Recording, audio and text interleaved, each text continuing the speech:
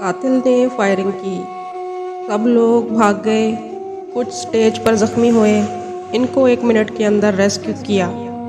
قاتل کے فائرنگ سے ایک قریب کو گولی لگی جو موقع پر شہید ہوا۔ سب لوگ بھاگ دوڑ میں تھے، کوئی کہتا ہے خان بچ گیا، کوئی کہتا ہے زخمی ہے، کوئی کہتا ہے مر گیا، مگر اس نظام میں انسان اگر برابر ہوتا تو اس غریب کو بھی اس طرح اٹھاتے، ریسکیو کرتے، مگر 3 چھوٹے بچے باپ کی آخری سانسیں دیکھتے اور باپ بچوں کو دیکھتا کہ یہ بھی اس شہر ناپرسان میں خوار ہو گئے۔ اس حادثے سے بڑا سانحہ یہ ہوا، لوگ رکے نہیں یہ حادثہ دیکھ کے۔